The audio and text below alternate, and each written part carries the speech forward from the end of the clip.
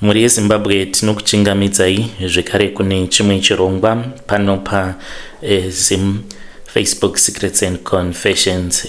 Tichatanga neimwe nyaya inosuwisa kwazvo. Pane imwe message iyo yandakatumidzirwa ichibva kune vamwe mama avo vari kuti ivo she is an elder kuchechi.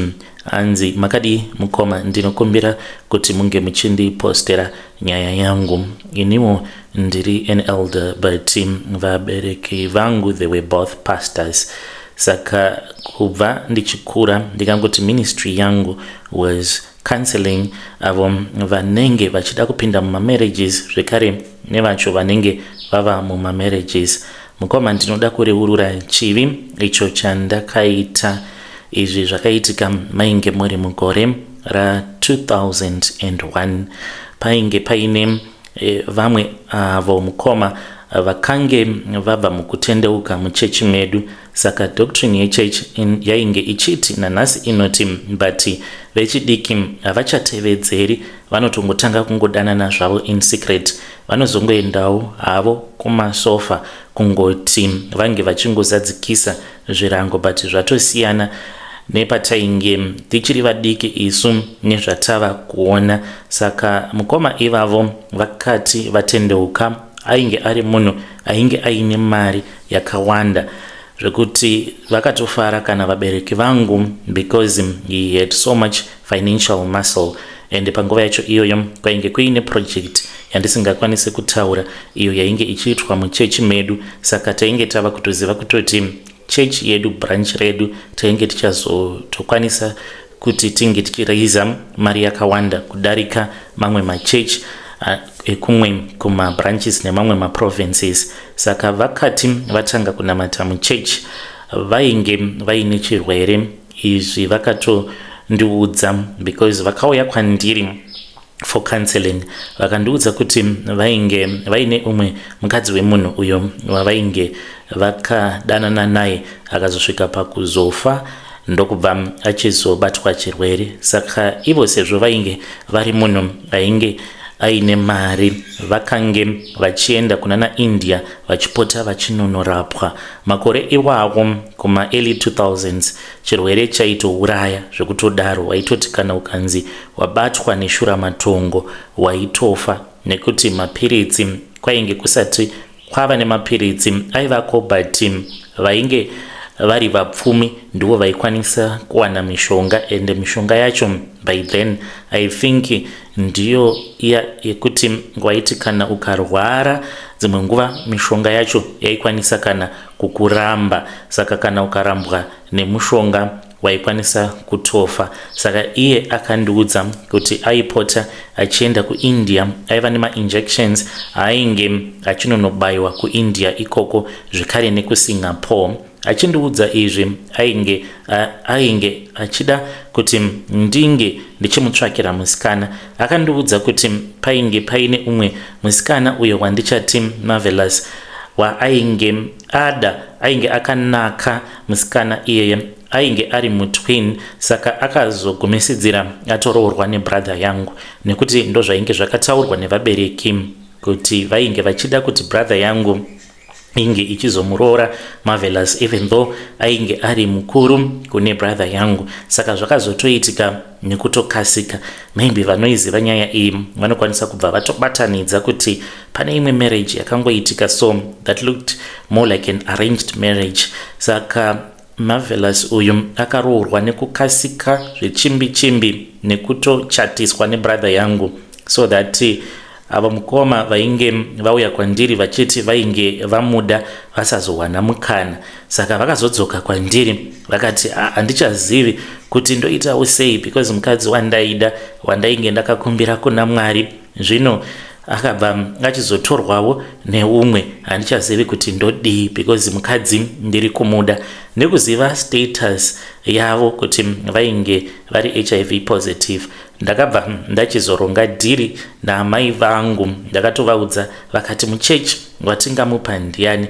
Painge paine umwe musikana uyo wandichati Joyce uyu ndiye ainge atori chelady and ainge asingakwanisi kuwanawo mukomana ainge achida kuti ange achizomuroora, ainge asina murume ainge akambouyawo kumasofa achitaurawo nevabereki vangu achiti anenge achida kuzotaura naJoyce so that vange vachizoroorana. Saka amai vakabva vachizoti but Joyce anoita.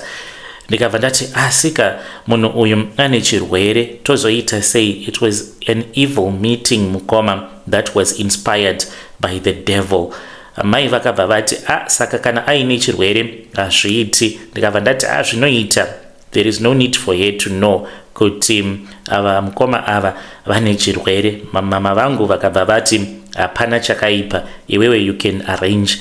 I then arranged a meeting after church wainge utori musi weSunday. It was a big Sunday.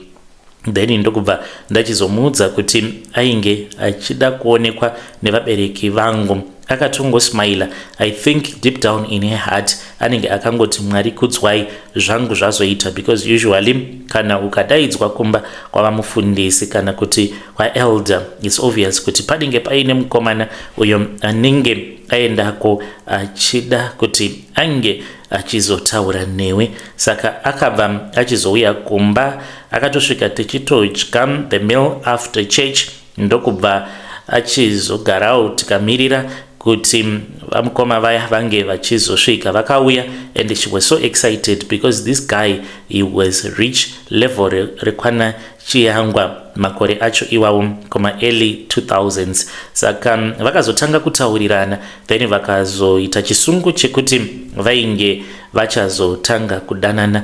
Akazouya kwandiri akati ainge achida kuti pange pachizoitwa matest vasati vazopinda marriage. Ndakamudza kuti zvainge zvisina kana basa. Uyu ainge ari murume wake waainge akatopiwa naMwari, and izvi zvekuzoti matest zvainge zvakafanana nekuzvidza Mwari, nekuti ainge ari mablessings avo ainge akapiwa naMwari, uye vainge vachazototanga kutonetsana nemurume from day one. Saka aisafanira kuti ange achizviita izvozvo zvekuti anonetsana nemunhu uyo waainge achazopinda naye mumarriage achimuudza kuti ari kuda kuita matest eHIV. Saka mukoma vakabva vachizotanga kufambidzana. Ndakamukurudzira kuti ange achizosika bonde naye. Ndikati iwe munhu uyu unoona nemari yaainayo, iwewe ita semukadzi.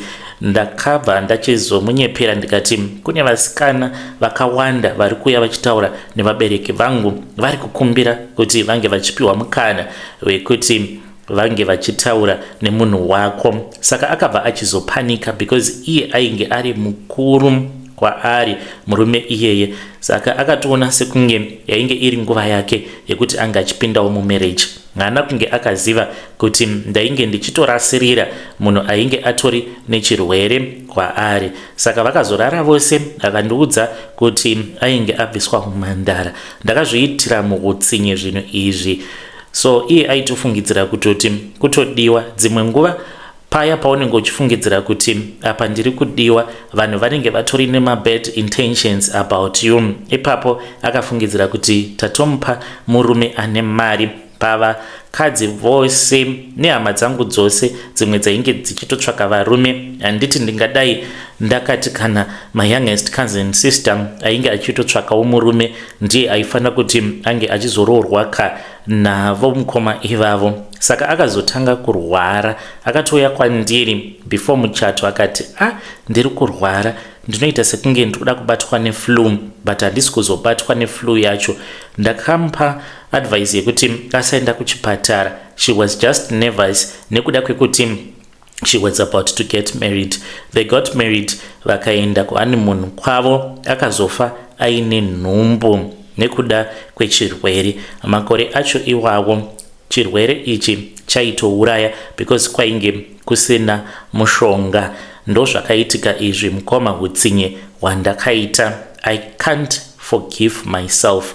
Ipapo ndakatobatwa nemweya wemadhimoni, and I do not have any excuse for what I did.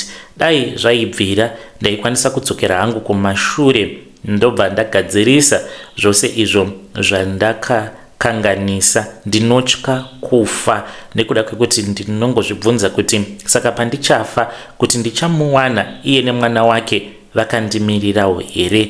Soon after that murume wacho akazoshayika zvekare. Vedare ndo message iyo yandakatumidzirwa ichibva kuna zvakangoma hazvo veduwe, nyaya iyi inorwadza. Hanzi may her soul rest in peace. Kwainge kusiri kuda kwangu, hanzi ipapo ndaitita sekunge ndakatogarwa nedhimoni iro raita kuti ndinge ndichinzwa kuda kungoitira vanhu utsinye. Ndimai elder avo. Yo, zvakangooma hazvo veduwe, but ivo vachitaura vanoti kubva ipapo havana zvekare kuzoitira umwe munhu utsinye. Strange things indeed they do happen in this world. Rekedzai tibva taenda panyedu inotevera. Nyedu inotevera yakamira sekudai. Hanzi makadii zvenyu mukoma, ndinokumbirawo kuti munge muchindiposterawo nyaya yangu makavika chitupa changu.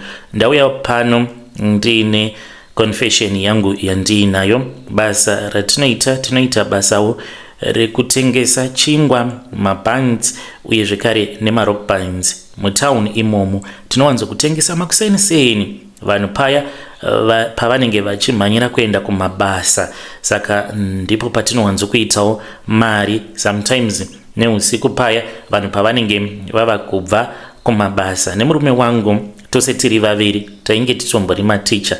Izvezvi ndichitaura nemi kudai tiri kutoreisa mari yekuti tinge tichizovhura chikoro chedu. Takatowana nzvimbo yekuti tinge tichizovhura chikoro. Mari tatova nayo, just that painge paine umwe urongwa hwekuti titange tavaka muno muHarare, tovaka zvekare nekumusha, then tobva tachizoita zvebusiness ratiri kuda iro rekuvhura chikoro. Saka tisati tapinda mutauni muCBD tichifamba mumarengi munzvimbo dzatinotengesera, every morning tinotanga taenda kumakuva aya EkuMbare. Kana tasvika tinenge tiine zvimwe zvatinenge tichifanira kuti tinge tichizoita. Ndiri kuraramawo ndigere muno muHarare, but kwedu kwatinobva nemurume wangu kuGweru. Saka kana tiri muno muHarare tinenge tichitoti kunoku takavinga basa, tinoita zvekutengesa chingwa. Patakatanga business iri mukoma, this was after tasiya basa tikati zvechivhenda zvinenge zviri kupa vanhu mari than mari yatainge tichiwana sematicha. Pasina kana nguva mukoma, takatanga kutambudzika, tikava varombo vekupedzisira. Taitambudzika kuti tinge tichiwana kana zvokudya. Tairarama nezvitsunami, tisingakwanisi kutenga nyangwe bhagidhi rehupfu. Zvinhu zvainge zvakaoma. Ndopa takabva tachizoti mushure mekunge taita peace job rekurova zvitina, takanorova zvitina kuEpworth uko, ndokubva tachizohodha chingwa. Takahodha dozen rechingwa tikatanga kufamba tichitengesa chingwa ichocho. Murume wangu ndiye aitengesa, inini ndainge ndava nekamusika, asi mukoma pakamusika ipapo painge pasimborina kana anything. Ndainge ndava kuita zvekufamba zvino door to door ndichita zvekutengesa masau, depending nekuti kunenge kuine mafruits api paseason yacho iyoyo. Saka zvinhu zvainge zvakaoma. Murume wangu paakaona kuti zvainge zvisiri kunyatsokufamba zvakanaka, ndokubva tachizogadzirisa chingoro. Ainge ava kuitawo zvekupusha zvingoro, a teacher mukoma, and he is a maths teacher, but ava kuita zvekupusha zvingoro. Saka zvinhu zvainge zvakaoma, taingokwanisa kungowanawo mari yekungorarama. Takabva tachizotanga kugara muHopley kuitira kuti tinge tichisevhawo mari yerent, because kwataigara kwainge kuchidhura. Saka takazotanga kufamba. Tiri vanhu vakakurirawo muPentecostal, but nekuda kwekuomerwa neupenyu ndo patakatanga kufamba. Mukufamba kwatainge tichiita, takabva tachizoudzwa kuti dambudziko redu rainge riri pakuti tainge tichitengesa zvinhu zvakawanda panguva imwe chete. Taifanira kuti tinge tichitsvaka chinhu chimwe chete icho chatainge tichazomira nacho. Saka vamuprofita ivavo vakabva vachizoti vainge vachiona kuti tainge tiine upfumi hwakanyanyisa hwatainge tiinahwo, taizotogumisidzira tatova nemabhekari kana kuri kunzi tinenge tichida, uye zvekare tainge tichazotoita chikoro chainge chichazotoita mukurumbira tichizotova vapfumi. Ndikati zvino Chingwa takamboedza kuti tinge tichichitengesa, ndivo vakabva vachizoti aiwa manzwirwa tsitsi nemweya mutsvene, saka ndikuda kuti ndinge ndichikupai mafoni numbers. Vakabva vachizotaura nemudzimai wavo because ipapo vaitaura nesu vasiri panyama but vari mumweya, vakati handitendedzwi kuti ndinge ndichitobata foni yangu. Saka vakabva vachizoudza mudzimai wavo zvaainge achifanira kuti ange achiita, ndokubva tachizopiwa mafoni numbers eng'anga. Takaenda kuchiweshe mukoma uko kwainge kuine ng'anga yacho. Takati taendako mukoma zvinoita mweya wenhamo. Tasvikako kuya tikanzi matopotsana navo gogo izvezvi nekuti vadaidzwa kubhohera. Apa tainge tiine kamari kedu kekupedzisira. Vakati vafonirwa gogo vaya vakati kuno kumanje kwandiri ndinokwanisa kutoita vhiki 3 ndiri kuno because kwainge kuine umwe mwana ainge akatorwa nenjuzu then ndokubva achizodzoswa achiri mupenyu, saka ndiye wavainge vachida kugadzira mwana iyeye. Saka takabva tachizoti inini nemurume tikati toita sei, ndokubva tachizokwira mukoma. Takabva tachizotengesa imwe foni 1 yangu ndiyo yatakatengesa, tikasara nefoni yemurume. Ndokubva tatevera tikaenda kubhohera kuya. Takazoti tasvikako ndokutoona kutoti painge patori nechiitiko chainge chichiitika chakatotishamisa. Tikaona kuti sezvainge zvakataurwa namadzibaba tainge takanzwirwa nyasha nedenga because takatoonawo munhu ainge achabva mukungotorwa nenjuzu akadzoswa. Takati tanzi tinge tichipinda tinge tichimuona mukomana ainge atochinja skini yake, aitoita sekunge ainge ava nemakwati skini yake yose sezvakaita hove zviya. Then ndokubva tachizobetserwa, takapiwa mushonga uyo watakanzi taifanira kuti tinge tichizoushandisa business, ende vakati chingoitei zvekungotengesa chingwa izvi zvemadomasi masau siyanai nazvo. Mukoma takazoti tadzoka kuHarare vakatotibatsira nemari yebhazi yekuti tinge tichidzoka kuHarare. Ndokubva tachizotengesa foni yemurume kwava kuenda tikanohodha chingwa. Takakwanisa kuhodha 1 dozen, imwe mari yacho tikabva tachizotengawo chikafu. Murume wangu akatanga kufamba paroundabout paya achitengesa. Tikatoona kutoti zvazviri kutoita tiri kutoramba tichitongoenda kumberi kudzamara tava kutoita zvekutohaya motikari. Saka taiti makuseni tosiya mwana paroundabout achitengesa chingwa, then iniwo ndobva ndachizopinda muna waterfalls ndichifamba ndichitenderera ndichitengesa chingwa. Then murume wangu iye ainge achienda nacho mutauni nemotikari yatinenge tahaya ototengesa chingwa chake kusvika munhu uyo watainge tiine motikari yake yatainge tichihaya makuseni ega aona sekunge zvainge zviine mari. Mukomanashi akabva achizohodha chingwa chakawanda akazototitengesera chingwa ichocho nehalf price. Akaita muswere wese wezuva akamira panzvimbo apo patainge tichitengesa mutauni achizamawo kutengesa, but isusu takangosvika neimwe motikari tikatongoona kutoti anzwa godo uyu akanohodhawo chake chingwa, manje haazivi kuti isusu tine zviri kutibatsira kuti tinge tichikwanisa kutengesa chingwa chakawanda saizvozvo. Saka vanhu vaitongotarisa chingwa chake votouya kwatiri vobva vatotenga. Akazoya kwatiri akati ndakaita loss, ndiri kungoda at least mari yandakahodha nayo chingwa inge ichidzoka. Tikati haingadzokizve because chingwa chako chatova stay. Ndokubva achizototidzikisira price tikatongotenga chingwa ichocho zvekare nekuzotoshandisa motikari yake tikaenda tikanotengesa mutauni. Akashamisika kuti vanhu vaitongotenga chingwa kunyangwe chainge chisiri fresh. Saka zvataiita mukoma taingoti kana tikangosvika mutauni taitsvaka benzi iro rataipa loaf kana kuti tongomupa madonuts kana kuti mabanzi. Saka murume wangu aisara ari pamotikari, then ndobva ndachizotanga kufamba, ndobva ndatsvaka chigunduru street kid kana kuti benze, especially chikaita chigunduru chechikadzi. Musi iwoyo taiswera tichitengesa chingwa chakawanda sezvatainge takaudzwa nagogo kuti munofanira kuti munge muchitsvaka benzi iro ramunopa ndo rinozoita kuti munge muchizowana luck. Ipapo izvi zvekumakuva tanga tisati tatanga kuzviita, saka takabva tachizotanga kuita mari yakawanda, tikabva tachizodzokera kuchiweshe tikanotaura nagogo, vakatiudza kuti vainge vachida mombe 5.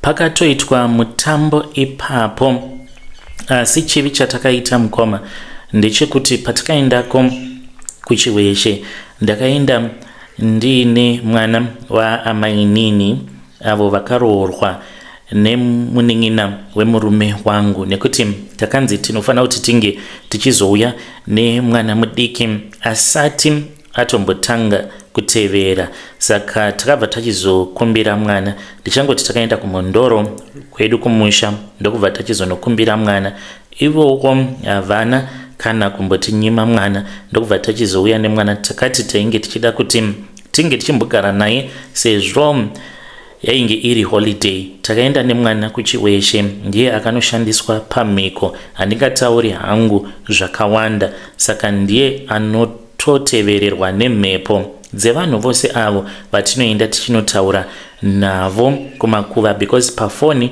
gogo vekuchiweshe vakati zvino vana vangu zvamuri kuti muri kuda kuti munge muchizopfuma, kana ndikazoti munge muchienda kumakuva munge muchinotaura nevafi ivavo, kana vakakupindurai vanenge vava kuzoda pamutumbi pekuti vanenge vachizogara, munozozvigona here? Nekuti munenge muchifanira kuti munge muchisarudza pakati pevana venyu vasikana, musarudza umwe chete kuti ndiye anozogarwa nemhepo dzacho dzevafi avo vanenge vatibatsira mubusiness. Saka obviously hakuna munhu anoda kuti mwana wake waakazvara iye ange achizotakura mutoro wakadaro, plus painge pachifanira kuti pange pachizoshandiswa kana asiri mwana wedu anenge ari hama yemurume wangu. Saka mukuzotaurirana ndipo patakazoti patiba munini kana tikavakumbira mwana naamainini havangambotinyimi.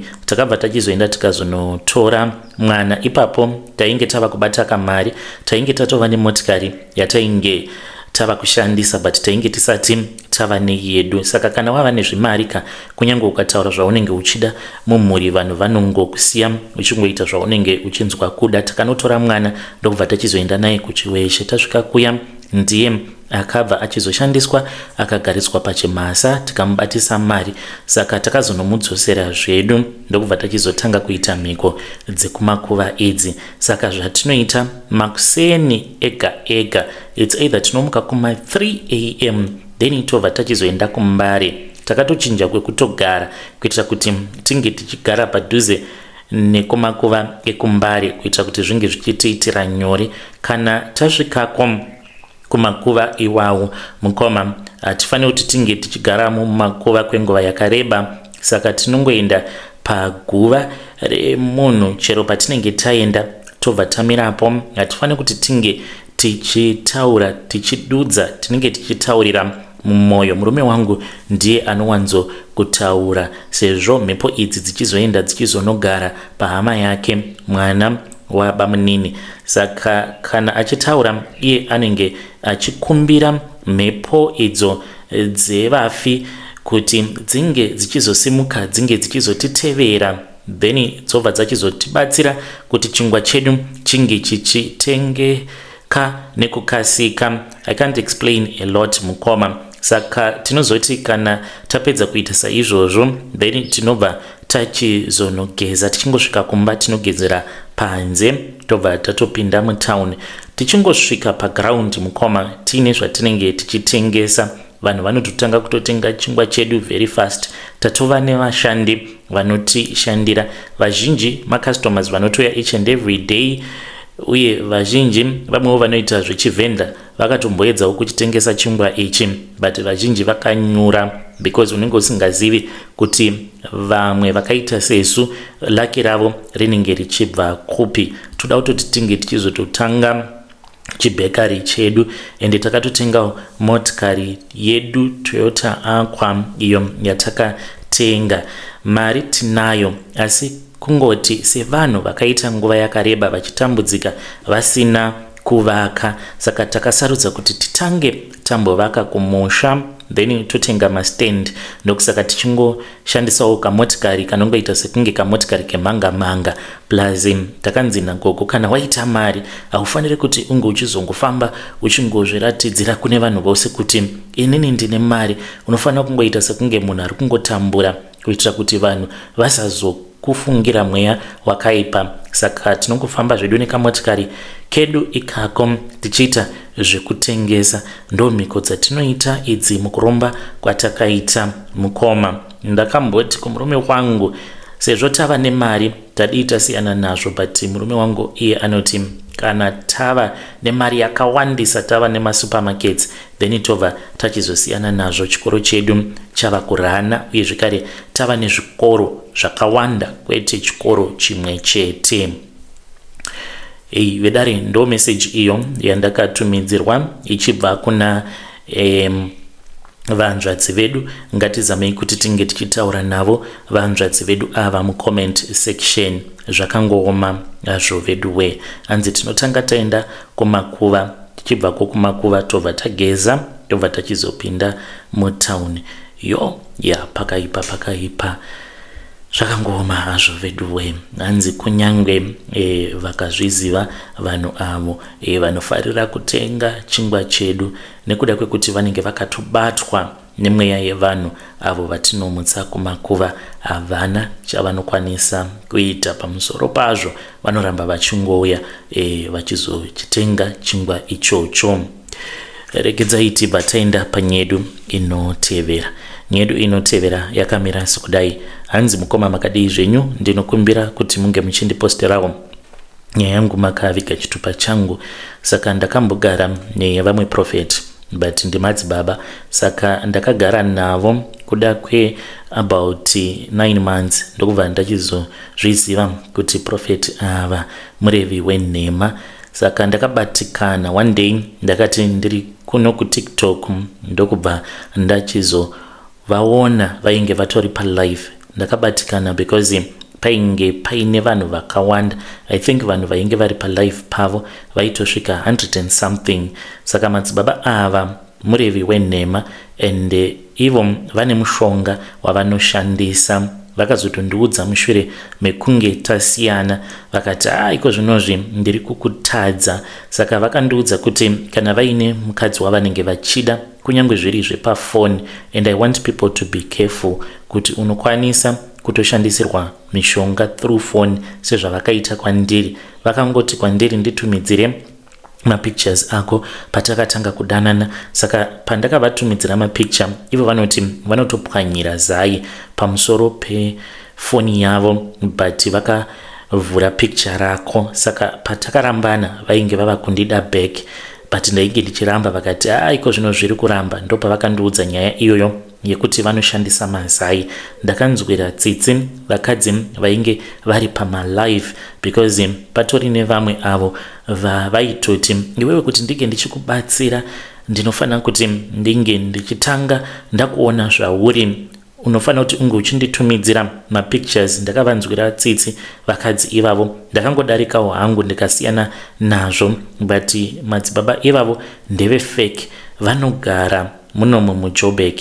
Ndanga ndichida kuti ndinge ndichibudisa nyaya iyi. Handizivi kuti ndozvifambisa sei, but ndinotya futi kuroyiwa because ivo vanobva kuChipinge. Kana kuri kunzi vava kuita zvinhu zveOG vanenge vakazoenda kun'anga, but pandakagara navo mukoma ndakaona kuti munhu anoita zvefake. Vasati vatanga kubetsera vanhu vanotombosiya vanhu kusvika vaungana pamba pavo. Ivo zvavaita vaitora hupfu nemugoti vobva vachizozviisa mupilo, then vobva vachizobuda panze vava kutanga kubatsira vanhu. Chavaingogona kuita kungoona zviya zvekungofembera fembera, but vasina kuzokwanisa kuzobatsira vanhu vacho avo vavanenge vaprofita, ende vanoisa mari pamberi pane zvose. Kuti vange vachitokupatsana ngudzo idzodzo vanotoisa mari pamberi. Kusazoziva hangu kuti vakazoenda here vakanosimbisiwa, because mazuva acho iwawo chimwe chakazoita kuti ndinge ndichizovaramba, it was because vainge vava kungogara vachitaura nen'anga, vachitaura zvekare zvekuenda kuGhana kunoona n'anga, vachiti kana ndikawana mari ndiri kunzwa kuti kuGhana kune n'anga dziri kubatsira vafundisi. Vakatotaura zita revamwe prophet ndikashamisika, vatinoziva tose but havasi mupostori zvavo, vachiti vakaenda kuGhana. Saka ndikudawo help kubva kwamuri nemaadvices, ndoiburitsa nyaya iyi here kana kuti ndinokwanisa kuzoroyiwa nemunhu iyeye. Yo vedare, ndo message iyo yandakatumidzirwa ichibva kuna vahanzvadzi vedu. Ngatizamei kuti tinge tichitaura navo vahanzvadzi vedu ava mucomment section. Zvakangooma hazvo vedu we. Strange things indeed they do happen in this world. Ngatisanganei zvekare mune zvimwe zvirongwa zvinotevera.